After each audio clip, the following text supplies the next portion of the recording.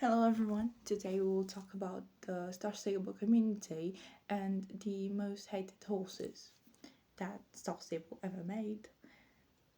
So let's begin. The Star Stable online community is one of the most passionate, fiercely loyal, and let's be entirely honest, deeply opinionated player bases in all of gaming. With over a decade of history, we've watched pixels turn into poetry as horse models evolve from stiff wooden blocks into fluid, highly technical 3D creatures. But with great evolution comes great backlash.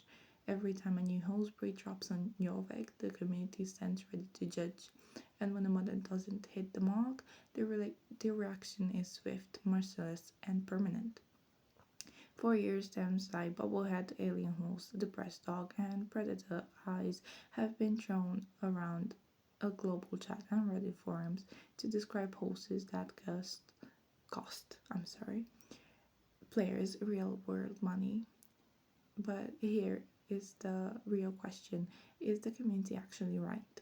Are the developers as stable entertainment getting lazy, or is the player base guilty of massive collective misunderstanding of real life Ikwan, anatomy, and history?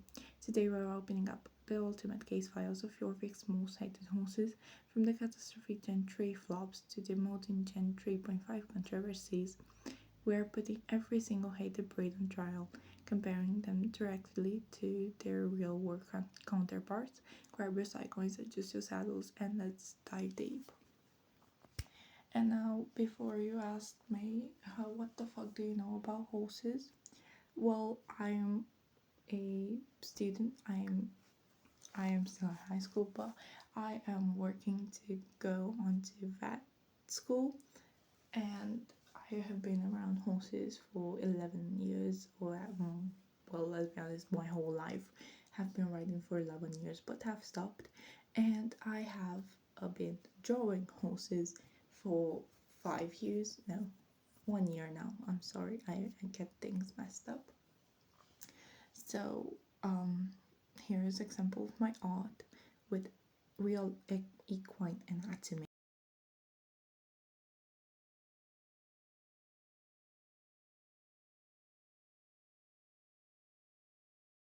We have to start with the undisputed failure of Generation 3, the initial release of the Jorvik version. When this horse was teased, the hope was unreal. The developers marketed it as a crown jewel. But the second it went live, the community absolutely imploded.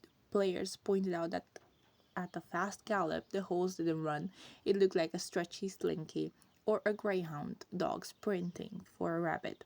Its tail looked like a ridged worm stuck to its hindquarters, and its jump animation felt like a dolphin leaping out of the water. Let's take this to the real world court. In real life, the Frisian is a traditional Baroque breed. They are a powerhouse horse famed for high stepping action, immense self carriage, and a proud high set neck. When a real Frisian moves, its hindquarters drive deeply underneath its body to lift its front end. What did SSO do? They tried so hard to capture that dynamic high knee action that they completely broke the horse's skeletal rigging. The back end completely detaches from the front end visually, causing that horrific rubber band effect. And I'm here as someone who owns a Frisian and Leopardana cross, my own stallion. So I have to give the verdict that the community hate here is 100% fair. The developers completely missed the mechanical physics of a Baroque horse, turning it into a majestic real life icon, into a mechanical glitch. Fortunately, we did get a Gen 3.5 version, and if we do compare them, the 3.5 generation version is much better.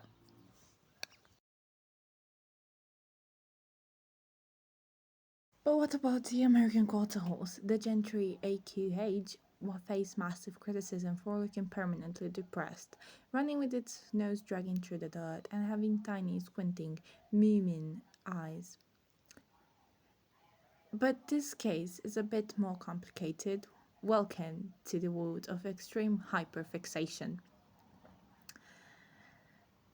In real life, quarter horses bred specifically for Western pleasure are trained to travel in a frame of maximum collection and total relaxation.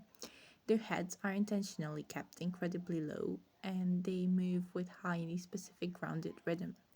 SSO clearly wanted used a Western pleasure horse show champion as their exact animation reference. However, the quarter horse is the most versatile breed in the world. Reining horses, cutting horses, and bear racers don't look or move like this. They're athletic, upright, and explosive. By hyper-focusing only on the Western pleasure discipline, SSO built a horse that felt sluggish and broken to the average player who just wanted to race around Moreland.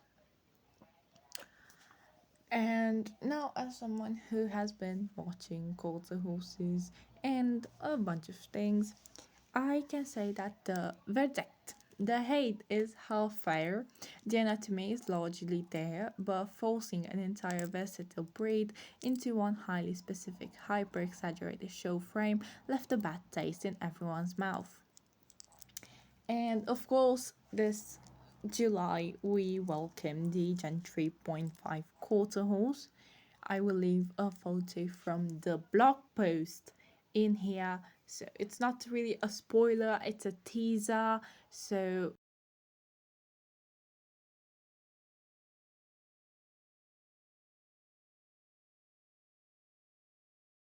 now let's talk about a case where the community was quite frankly completely wrong. Let's look at the Swedish Warmblood. When this breed launched, the community instantly pulled out the pitchforks. The common consensus: it's a bobblehead. The head is way too massive. It looks like a moose or a donkey. Players completely rejected it, comparing it negatively to sleeker, more refined sport horses like the Dutch Warmblood. But if you look at real equine history, SSO actually deserves an apology for this one. The modern horse community, both in game and sometimes in real life, suffers from what we call sport horse bias. Players expect every single warmblood or riding horse to look like a hyper refined, slender, thoroughbred, or modern warmblood built purely for Olympic show jumping. But the Swedish warmblood is one of the oldest warmblood breeds in the world, with roots deeply tied to the Swedish military and cavalry. Historically, these horses needed to be sturdy, thick boned, and durable.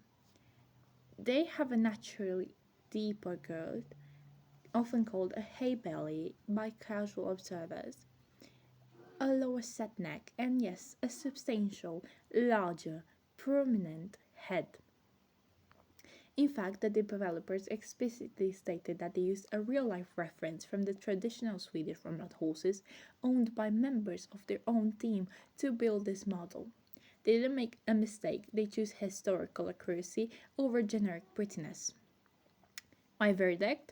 The hate is completely unfair. The community wanted another carbon copy, slender Barbie sport horse, as still gave us a historically accurate, beautiful build, traditional Swedish cavalry mount.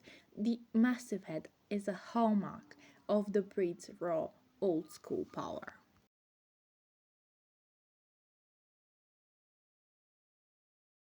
Then we have the Criollo, the rocked pride of the South American gauches, or whatever I can say that.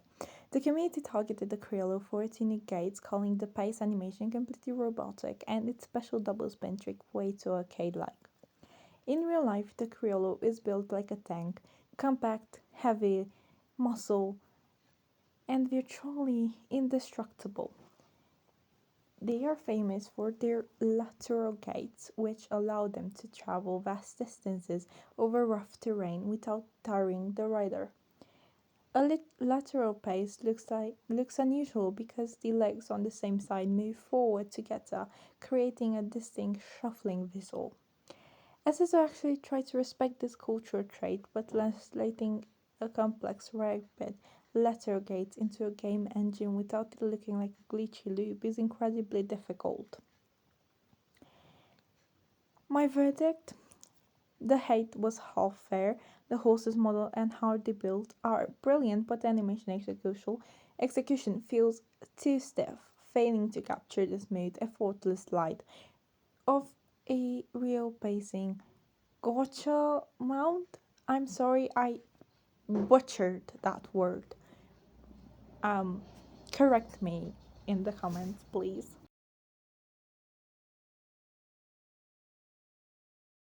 Next up on the witness stand is the Akaltiki, affectionately known by the community as the emaciated giraffe or the alien horse.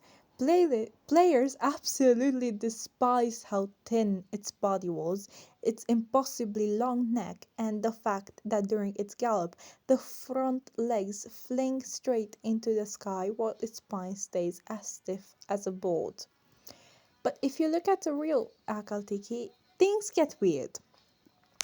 Real Akaltekis are literally supermodels of the horse world. They are desert survivors bred in Turkmenistan for extreme endurance. They are supposed to look lean, long, and almost alien. They have a completely unique hair structure where the core of the hair shaft is transparent, catching the light to create a literal metallic glow. So, did SSO nail it? Yes and no. Visually, the lean proportions are actually incredibly accurate to the real breed. The community calling it stuffed simply doesn't understand the desert morphology of the horse. However, where the developers fail was the animation engine. Real Akatikis are incredibly fluid. SSO's version moves like a broken toy. Verdict: half fair. The community hate regarding its skinny looks is unfair, that's just what the breed looks like. But the hate regarding its rigid, uncoordinated gait animations is entirely justified.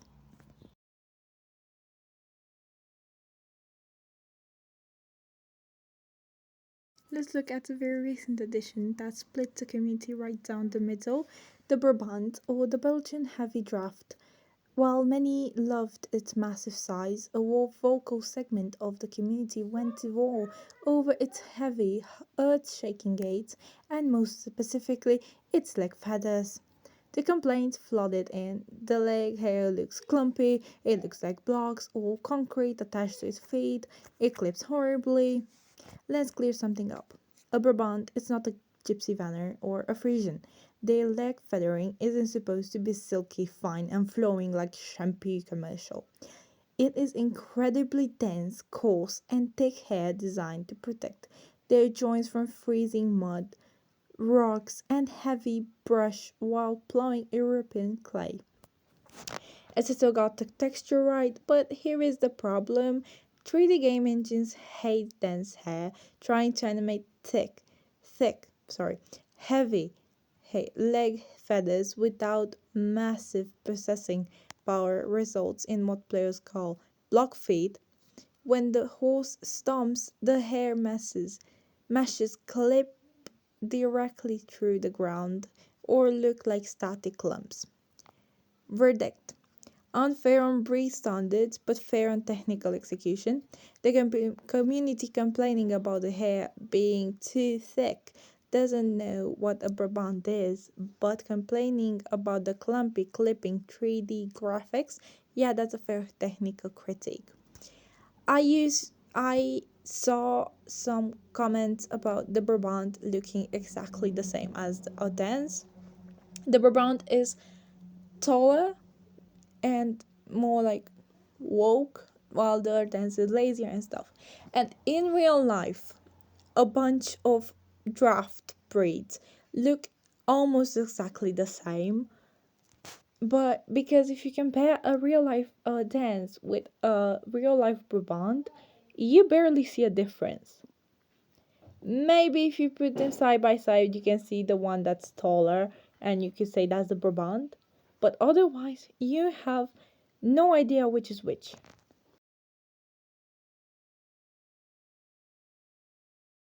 Let's take a step back and look at the bigger picture to truly understand if the community is being fair. We have to look at how far the developers have come.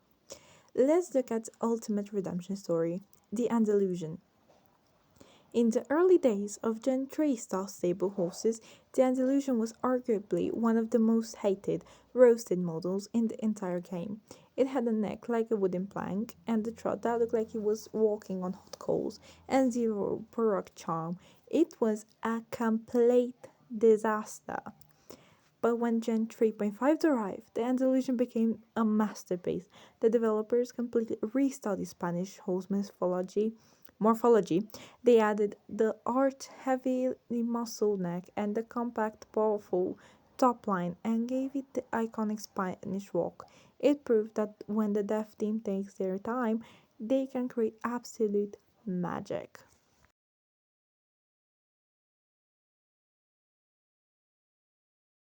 This brings us to the last horse that was hated, with advanced skill tolerating horses like the Lipizzaner have entered the game.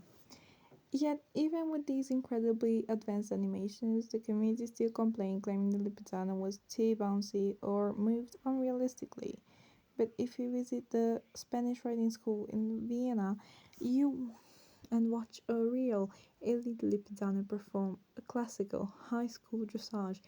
T-bouncy is literally the entire point. These horses are trained for centuries to elevate their steps, exploding off the ground with immense power and carrying themselves with poetic, rhythmic springiness. The community calling it unrealistic is the ultimate proof of how disconnected players can be from elite, real world equestrian disciplines. And I'm not saying that about the ones that have just went on and looked at a real Lipizzaner. Well, the gallop on the Lipizzaner is a little chunky and a little bouncy and a little weird, but it's our Lipizzaner that we usually love. So let's not hate the breed for almost everything.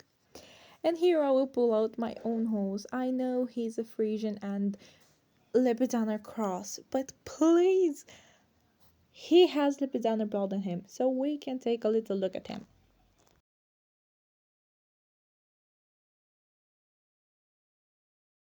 So, what is the final verdict of our deep dive? Is the sustainable community just inherently toxic, or are the developers letting us down?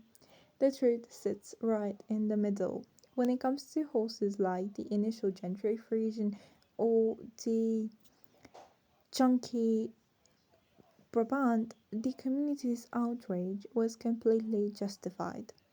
The developers rushed mechanics, recycled animations carelessly, and broke the immersion of a game built entirely around the love of horses. But when it comes to the Swedish blood, the Brabant, or the bouncy Lipizzaner, the community is entirely guilty for sport horse bias.